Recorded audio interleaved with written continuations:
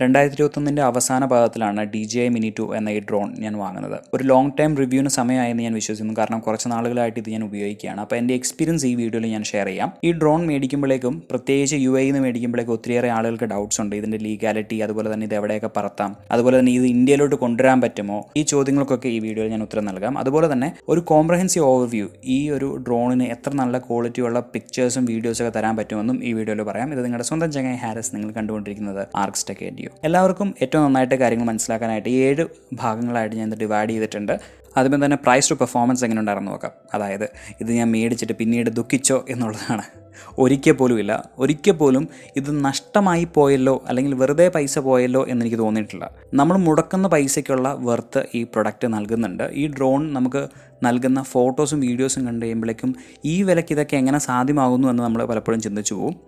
പിന്നെ ഈ സംഭവം ഇന്ത്യയിൽ നിന്ന് മേടിക്കുമ്പോഴാണ് ഈ 84,000 അത് 90,000 1 ലക്ഷമൊക്കെ വിലയാവുന്നത്. പക്ഷേ UAE എന്ന് പറയുമ്പോഴേക്കും അതിൻ്റെ പകുതിയിൽ താഴെ പൈസ ആവുന്നുള്ളൂ.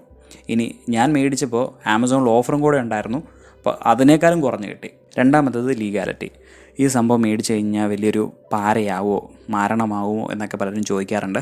ഒരിക്കലുമില്ല. UAE ഇതിന് സ്ട്രക്ചേർഡ് ആയിട്ടുള്ള ലോ ഉണ്ട്. നിങ്ങൾ ഈ പ്രൊഡക്റ്റ് മേടിക്കുമ്പോൾ തന്നെ UAE ഡ്രോൺസ് രജിസ്റ്റർ ചെയ്യാനായിട്ടുള്ള സൗകര്യം ഉണ്ട്. അതിൽ കയറി ഒന്ന് രജിസ്റ്റർ ചെയ്താൽ മതി. 2 മിനിറ്റിൻ്റെ കാര്യമുള്ളൂ. നിങ്ങൾക്ക് അപ്പോൾ തന്നെ രജിസ്ട്രേഷൻ കിട്ടും. പിന്നീട് നിങ്ങൾക്ക് ദുബായിൽ എവിടെയൊക്കെ ഡ്രോൺ ഫ്ലൈ ചെയ്യാം എന്നതിനെക്കുറിച്ച് ഇൻഫർമേഷൻ അടങ്ങുന്ന ആപ്പുണ്ട്. അത് ഇൻസ്റ്റാൾ ചെയ്യുക, ഉപയോഗിക്കുക. ഇനി ഇന്ത്യയിലോട്ട് കൊണ്ടുവരുന്നതിനെക്കുറിച്ച് അതാണ് എല്ലാവരും ചോദിക്കുന്നത്. ഇത് മേടിച്ച് കഴിഞ്ഞാൽ ഇവിടെ മാത്രമല്ല ഉപയോഗിക്കാൻ പറ്റുള്ളൂ. അങ്ങനെയല്ല, അത് നിങ്ങൾക്ക് ഇന്ത്യയിലോട്ട് കൊണ്ടുപോകാം. ഞാൻ ഇന്ത്യയിലോട്ട് കൊണ്ടുപോയ ആളാണ്. വേറെ പ്രശ്നങ്ങളൊന്നും എയർപോർട്ടിലായിരുന്നു. ഒറ്റ കാര്യം മാത്രം നിങ്ങൾ ശ്രദ്ധിക്കുക. അതായത് ഡ്രോണും അതിൻ്റെ റിമോട്ട് കൺട്രോളറും നിങ്ങൾ ബാഗേജിൽ മാത്രം വയ്ക്കുക. അതുപോലെ തന്നെ അതിൻ്റെ ബാറ്ററി നിങ്ങളുടെ ഹാൻഡ് ലഗേജിൽ വെക്കുക.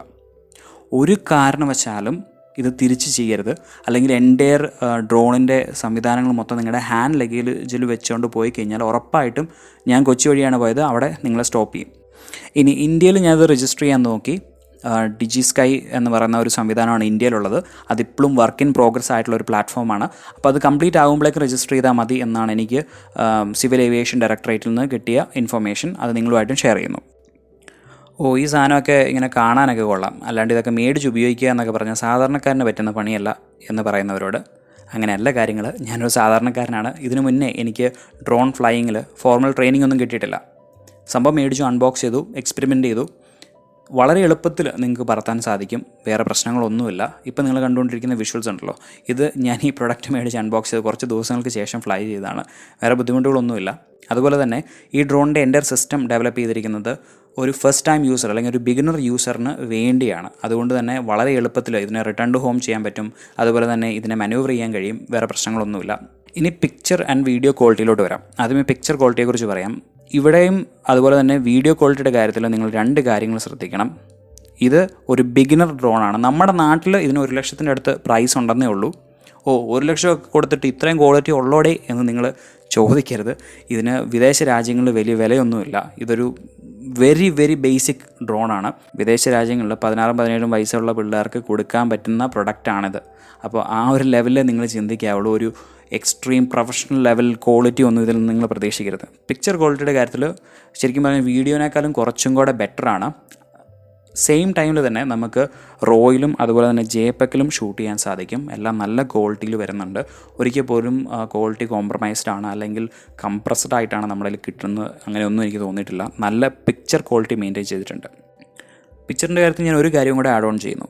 നല്ല ലൈറ്റിംഗ് ഉള്ളപ്പോഴാണ് നമുക്ക് നല്ല ക്വാളിറ്റിയിലുള്ള ഇമേജസ് കിട്ടുന്നത്.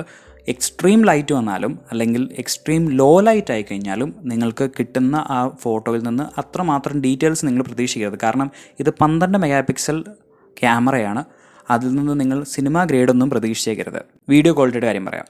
നേരത്തെ പറഞ്ഞ അതേ ഡയലോഗ് ഞാൻ ഇവിടെ റിപ്പീറ്റ് ചെയ്യാണ്. നമ്മുടെ നാട്ടിൽ മാത്രമാണ് ഇതിന് ഇത്രയും വില, അല്ലാത്തടത്ത് ഇതൊരു ബിഗിനർ ഡ്രോണാണ്. അതുകൊണ്ട് തന്നെ വീഡിയോ ക്വാളിറ്റിയുടെ കാര്യത്തിലും ഒരു ബിഗിനർ ലെവൽ മാത്രമേ പ്രതീക്ഷിക്കാവുള്ളൂ. ഞാൻ അതുപോലത്തെ ഒരു മൈൻഡ് സെറ്റിൽ നിന്നതുകൊണ്ട് എനിക്കിതിൽ നിന്ന് കിട്ടിയ ആ ഒരു പ്രൊഡക്റ്റിൽ യാതൊരു വിധത്തിലുള്ളൊരു കുറവും എനിക്ക് തോന്നിയിട്ടില്ല. ശരിക്കും പറഞ്ഞാൽ ഞാൻ എക്സ്പെക്റ്റ് ചെയ്തതിനേക്കാളും കൂടുതൽ പെർഫോമൻസ് ഇത് ഡെലിവർ ചെയ്തു. വീഡിയോ ക്വാളിറ്റിയുടെ കാര്യത്തിൽ നല്ല ലൈറ്റിംഗ് ഉള്ളപ്പം അടിപൊളി ക്വാളിറ്റിയാണ്. അതുപോലെ തന്നെ നമുക്ക് ചില മോഡുകളൊക്കെ അവൈലബിൾ ആയിട്ടുണ്ട് ഇതിൻ്റെ ആപ്പിൽ. നിങ്ങളൊരു ബിഗിനർ ആണെങ്കിലും നല്ല വീഡിയോസ് എടുക്കാൻ പറ്റും. ഈ വീഡിയോയിൽ നിങ്ങൾ ഇതുവരെ കണ്ടിട്ടുള്ള എല്ലാ ഫോട്ടോസും വീഡിയോസും ഞാൻ എഡിറ്റ് ചെയ്യുകയോ വേറെ രീതിയിൽ എന്തെങ്കിലും കളർ കറക്റ്റ് ചെയ്യുകയോ ഒന്നും ചെയ്തിട്ടില്ല. എങ്ങനെയാണോ കിട്ടിയിട്ടുള്ളത് അതുപോലെ തന്നെ നിങ്ങളുടെ മുമ്പിൽ പ്രസൻറ്റ് ചെയ്തിട്ടുണ്ട്. ഇതിനെ നമുക്ക് ശരിക്കും ഇരുന്ന് ട്യൂൺ ചെയ്യാൻ പറ്റും. ഫോർ എക്സാമ്പിൾ DJIയിൽ നമ്മളെടുക്കുന്ന പിക്ചേഴ്സ് അത് റോയിലും കൂടെയാണ് ക്യാപ്ചർ ചെയ്യുന്നത്. അപ്പോൾ റോ ഫയൽ എടുത്തിട്ട് ഫോട്ടോഷോപ്പിൽ നല്ല രീതിയിൽ നമുക്കത് മോഡിഫൈ ചെയ്യാൻ സാധിക്കും. അതൊന്നും ഞാനിവിടെ ചെയ്തിട്ടില്ല. അപ്പോൾ ഇതിന് മേലെ കുറച്ചും കൂടെ പണി ചെയ്യാൻ നിങ്ങൾക്ക് അറിയാമെങ്കിൽ നിങ്ങൾക്ക് തന്നെ മനസ്സിലായിട്ടുണ്ടാവും ഈ ഡ്രോൺ വെച്ചിട്ട് എത്ര ലെവലിൽ നിങ്ങൾക്ക് വീഡിയോസ് പ്രൊഡ്യൂസ് ചെയ്യാൻ കഴിയുമെന്ന്. സംഭവമൊക്കെ കൊള്ളാം. ഇത് എത്ര ഹൈറ്റ് പൊങ്ങും, എത്ര ദൂരം പോകും. ഈ 2 ഫിഗേഴ്സും ശരിക്കും പറഞ്ഞാൽ ഒരു ഷോയ്ക്കാണ്. യഥാർത്ഥത്തിൽ നല്ല ക്വാളിറ്റി ഫുട്ടേജ് കിട്ടാനായിട്ട് നിങ്ങൾ ഒത്തിരി ഹൈറ്റിൽ പോകണമെന്നില്ല. അതുപോലെ തന്നെ ഒത്തിരി ദൂരവും ഇത് വെച്ച് പറത്തണം എന്നില്ല. അത്യാവശ്യം നല്ല ക്വാളിറ്റി അല്ലാണ്ട് തന്നെ നിങ്ങൾക്ക് കിട്ടും. ഇനി ഫോർ ദ പേർപ്പസ് സേക്ക് ഞാൻ പറയാം, ഞാൻ ഉയർത്തിയത് മാക്സിമം 500 അടി ഹൈറ്റിലാണ്. ശരിക്കും ഇത് UAE നിന്ന് മേടിച്ചുകൊണ്ട് 400 വരെ പോകത്തുള്ളൂ. അപ്പോൾ 400 ആയപ്പോഴേക്കും വാർണിംഗ് കിട്ടി. പക്ഷേ എന്നാലും ഇന്ത്യയിലായിരുന്നപ്പോൾ ഞാൻ 500 പോന്നു. അപ്പോൾ 500 മീറ്റേഴ്സ് എത്തിക്കഴിഞ്ഞപ്പോൾ തന്നെ അത്യാവശ്യം കാറ്റ് പിടിക്കാൻ തുടങ്ങിയായിരുന്നു. അതുകൊണ്ട് കൂടുതൽ റിസ്ക് എടുത്തില്ല, താഴെ കൊണ്ടുവന്നു. ഇതിന് ലെവൽ 5 വിൻഡ് റെസിസ്റ്റൻസ് ഒക്കെ ഉണ്ട്. പക്ഷേ 250 ഗ്രാമേ ഇത് മൊത്തത്തിലുള്ളൂ. അതുകൊണ്ട് തന്നെ നിങ്ങൾ ഇതിനെ കണ്ടമാനം അങ്ങ് പുഷ് ചെയ്യാതിരിക്കുന്നതാണ് നല്ലതെന്ന് ഞാൻ വിശ്വസിക്കുന്നു. അതുപോലെ തന്നെ 500 അടിയിൽ മുകളിൽ പോയി കഴിയുമ്പോഴേക്കും ഒരുമാതിരി ഗൂഗിൾ മാപ്പിൽ കിട്ടുന്ന കൂട്ട് വിഷ്വൽസ് ആയിരിക്കും നമുക്ക് കിട്ടുന്നത്. അത് എനിക്ക് ആവശ്യമില്ലാത്തതുകൊണ്ട് ഞാൻ മാക്സിമം അത്രേ പോയിട്ടുള്ളൂ. ഇനി ഡിസ്റ്റൻസ് എത്ര പോകുമെന്ന് ചോദിച്ചു കഴിഞ്ഞാൽ ഞാൻ എയർ ഡിസ്റ്റൻസിൽ 1 കിലോമീറ്റർ പ്ലസ് പോയിട്ടുണ്ട്. അപ്പോൾ ഒരു 1.5 കിലോമീറ്ററിൻ്റെ ഇടയിലുള്ളൊരു ഡിസ്റ്റൻസിൽ ഞാൻ പോയി. ഇത്ര ഡിസ്റ്റൻസ് പോകുന്നതിൻ്റെ ഇടയ്ക്ക് ഒരിക്കൽ പോലും സിഗ്നൽ കണ്ടവാനും ലോസ് ആയിട്ടില്ല. എല്ലാം ഗ്രീനിൽ തന്നെ നിന്നുകൊണ്ടാണ് ഞാൻ അത്രയും അധികം പുഷ് ചെയ്യാൻ വേണ്ടി റെഡി ആയത്. അതിന് മുകളിൽ ഇത് പോകും. 10 കിലോമീറ്ററാണ് DJI പറയുന്നത്. പക്ഷേ എനിക്ക് റിസ്ക് എടുക്കാൻ തോന്നിയില്ല.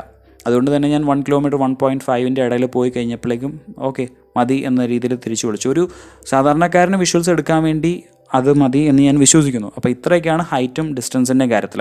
ഇനി DJI 3 Proവിനെ കുറിച്ച് എന്താണ് തോന്നുന്നത്? ശരിക്കും പറഞ്ഞാൽ മിനി സീരീസിന് കിട്ടിയിരിക്കുന്ന ഏറ്റവും വലിയ അപ്ഗ്രേഡുകളിലൊന്നാണ് 3 Pro. DJI മിനിയിൽ നിന്ന് ചെറിയൊരു ഇൻക്രിമെൻ്റൽ ചേഞ്ച് ആയിരുന്നു Mini 2.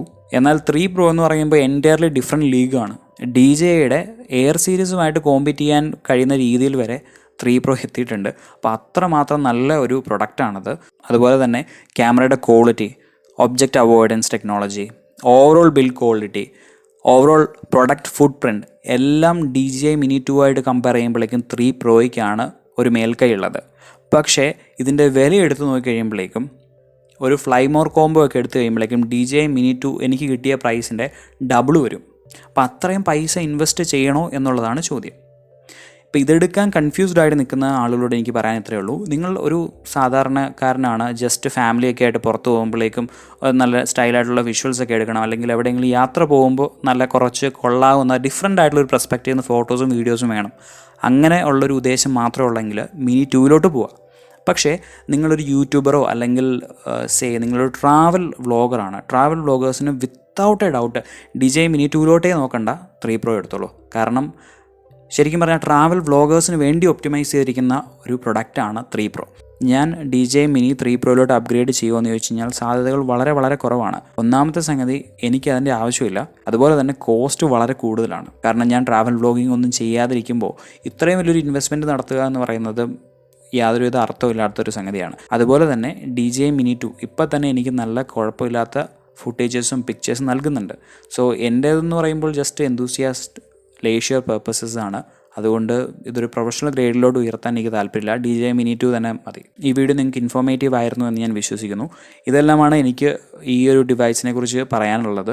അപ്പോൾ നിങ്ങൾക്ക് ഇതിനേക്കാളും കൂടുതൽ ചോദ്യങ്ങളുണ്ടാവും തീർച്ചയായിട്ടും ഇങ്ങനൊരു പ്രൊഡക്റ്റ് മേടിക്കുമ്പോൾ. ദയവ് ചെയ്ത് നിങ്ങളുടെ ചോദ്യങ്ങൾ താഴെ കമൻസിൽ എഴുതുക. ഈ വീഡിയോ നിങ്ങളുടെ സുഹൃത്തുക്കൾ ആരെങ്കിലും കാണണം നിങ്ങൾക്ക് തോന്നുവാണെങ്കിൽ അവർക്കും ഷെയർ ചെയ്യുക. ഇൻഫോർമേറ്റീവ് ആയിട്ടുള്ള ഒരു പുതിയ വീഡിയോ ആയിട്ട് നിങ്ങളോട്ട് എത്തുന്നവരെ ഇത് നിങ്ങളുടെ സ്വന്തം ചങ്ങായി Haris signing off for now.